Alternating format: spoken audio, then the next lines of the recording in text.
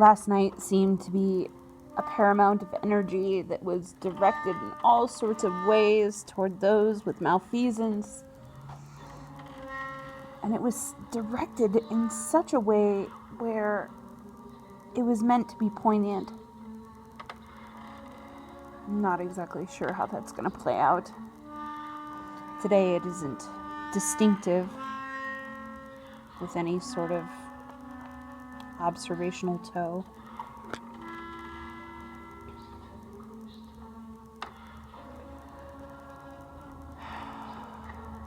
The weight of this weariness is so obvious on many levels, across demographics, despite their age or ability.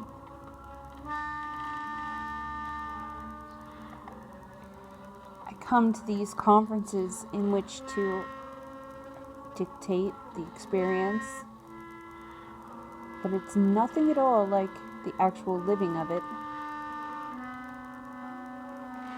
We look away from so much,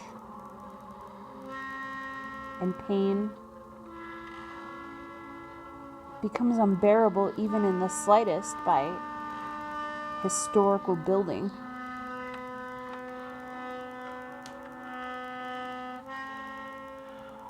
I have to go back often to this idea and this prayer or calling out into the greater that says, please only give us what we can all handle and accept gracefully. Because I don't want to wish anything bad upon myself or anyone else. It's not even about making it out alive at this point. It's about just making it out to another place. And I try and contemplate what that looks like, and I don't know. So then I feel inept and ill-equipped when I know that I'm not. It's just my imagination isn't quite firing on the level I would prefer it to.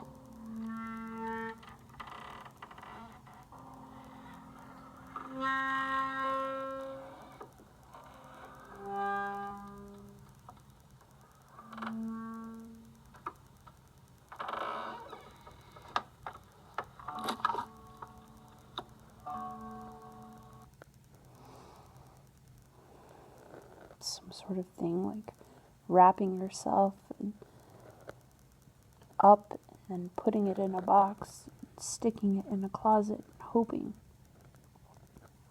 just hoping that the elements don't reach it, and when you pull for it later it will be pristine, if even outdated.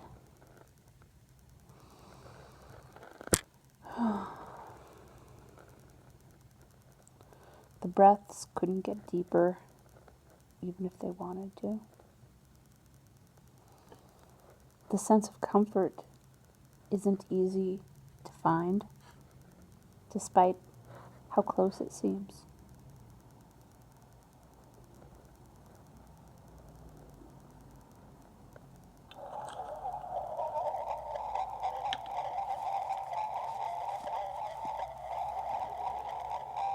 I hear something in there. I want to touch it. I want to reach it. I want to pull it in. I want to know it.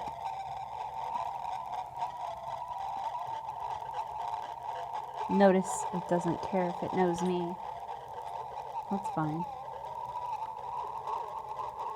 Why should I be important to that mix of badness flowing through the ether upon the waves that we cannot see into a place that is maybe just an ear hole, maybe just a beat in a passing car, maybe a sense of comfort to someone? This is the chaos of my mind each night as I try and sleep.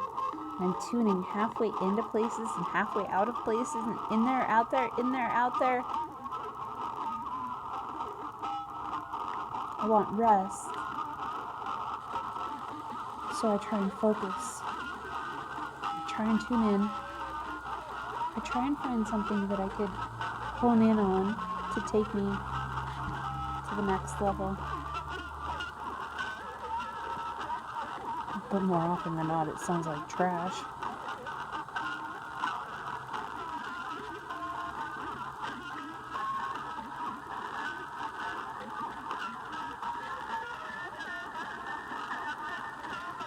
This is like a carbonated Indian soda falling into horchata,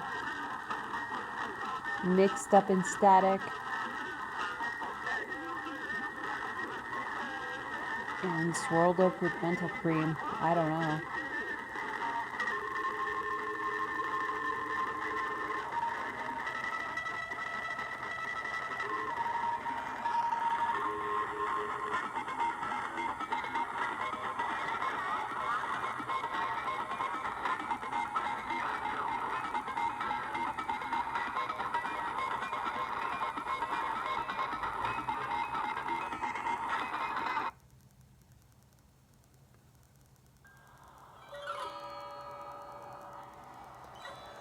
And sometimes you have to just make it sound better for yourself.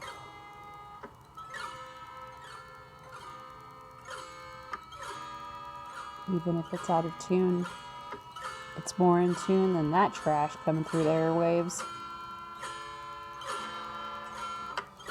The richness of it is subjective. That's angst, upset, desperation,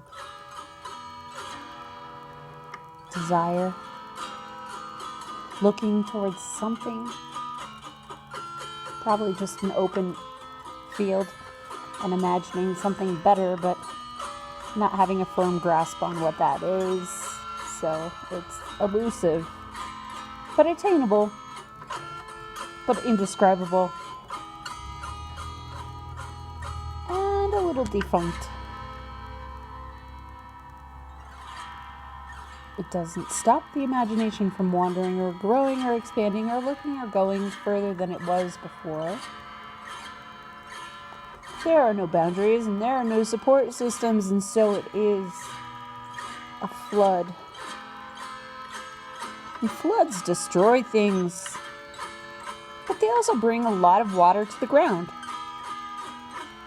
Eventually that'll help stuff grow.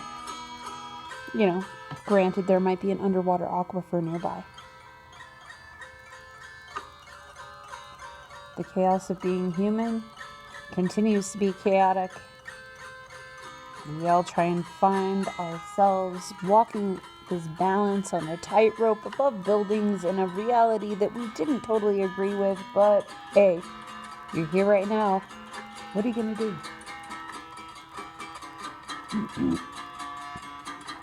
Yesterday I woke up and I wanted a savior. And I thought I had one to rely upon, but it was not close enough. And it wasn't immediate enough. Because the rescue that I needed was compounded and compacted from years and lifetimes and realities of knowing that I can't do everything on my own. And so maybe I would want a husband, or maybe I would want to have a family as a support system. But really what I want is to be saved beyond all of that. Because I know that I have a lot of care, but not enough care to care wholeheartedly for everything, everywhere, all the time. And the thought of it is exhausting.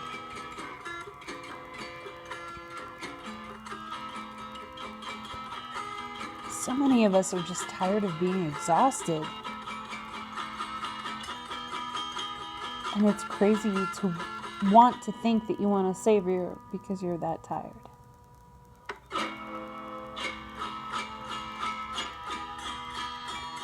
When you care so much for the world, at times you are sick of caring and you want someone to care about you, and you don't want to care about yourself because you're so tired that you can't. And so if somebody just could and would force themselves upon you to take care, you'd probably give in after, asking 3 times, because that's the magic rule. And it would be nice to actually feel comfort in that acceptance and just let go. just let go.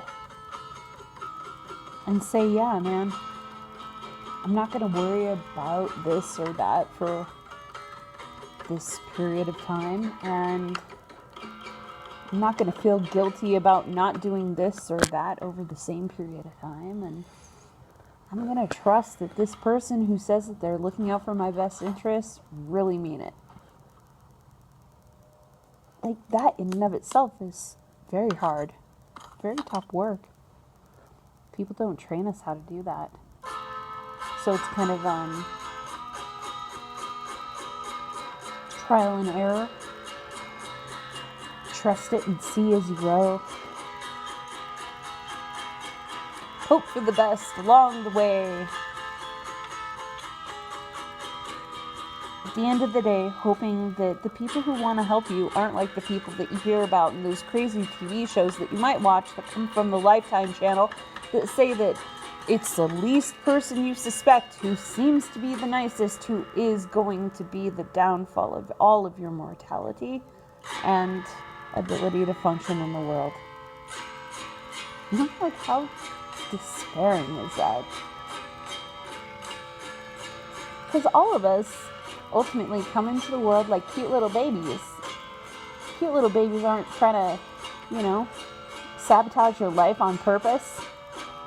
Took some work to bring them here, gosh darn it.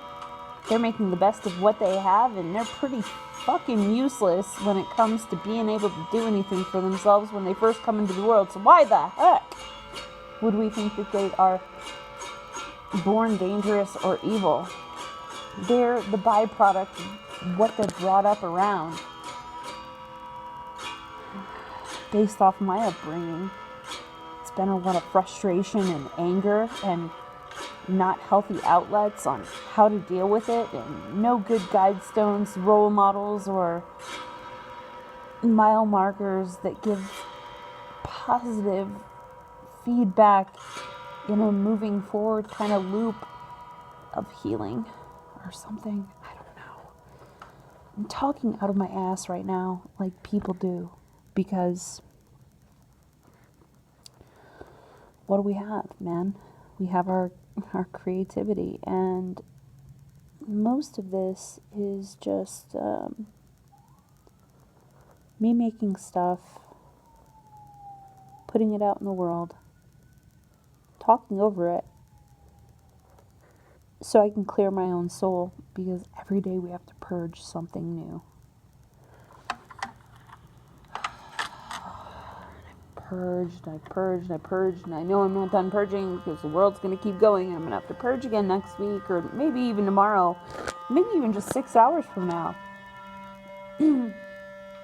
It's not my favorite, other than on a physical level, I can say that the physical eliminations are one of the most great things in the world. Going to the bathroom, throwing up, washing your hands, taking a shower, those things, they're some of the greatest physical therapy I think that a person can get. Because when you go to the bathroom, you get rid of your old thoughts. When you sweat, you break up and redeposit built up stuff in your body by pushing it out of your pores. When you drink water or walk, you're transmutating experiences through the physiology of the body. It's great. It's really great. So I don't know why it would sound like I don't like this purging process, but I think it's because I actually enjoy it so much, but I don't have very many people that I'm able to be on a level with where we can do that comfortably together. And that's kind of how it should be, because that's then where accountability and humor can be married. Because if you're honest with the people that you love about your shortcomings, and they're honest to you about how they perceive them, and then also find the humor in it, you don't have to just stick with yourself through the malady and beat yourself up. You have a splash pad, like an emotional splash pad, to kind of catch the runoff and bounce back. Some feedback that might not be the normal trajectory for the individual that is having the problem. Recently, because I'm in another phase of looking at the world and being like, it's all pretty jacked up. How the heck did we get here? Why the heck have we been okay with it for so long? And then, how is a person like me supposed to function in this reality? Because if I don't want the things that are normal that people attach to, that make their life quote unquote worthwhile, wow, what is there for me? And it's a very uncomfortable feeling, because I don't think that I will ever get married, and I don't know that I want to. I like the idea of having a partner, but basically what I want for my life is to be surrounded by my best friends. Sex is not a hyper priority. I only want it in my reality if it's real keen, real good on the level of growth and not frivolous.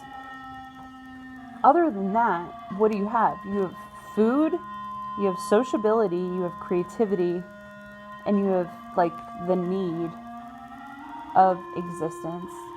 I just want to be around fantastic people with great senses of humor, great senses of heart, and I want to make whatever's rest of my life, the best it can be with good company and camaraderie. Because I believe that those things are not only alleviating on a lot of levels, but also it lends to creating environments where people are feeling permission within themselves and their surroundings to go to deeper levels with their comprehension, understanding, and assimilation of their observation in the world that they live in through the unique experience that they have being who they are. That's what I want. It really seems dumb to me that people have to work jobs, because the biggest job in the world really is understanding your spirit, and everything in the world that we live in tells you, don't worry about that, worry about that later. Just find Jesus, and then he'll deal with that when you die or something. I don't like that.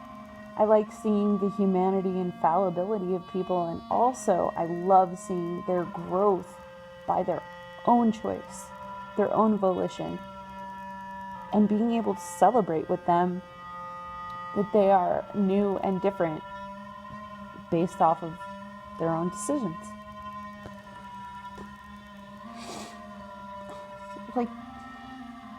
Meanwhile, people are worried about fast food chicken and parking spots. That's important to them. That's not where I'm at.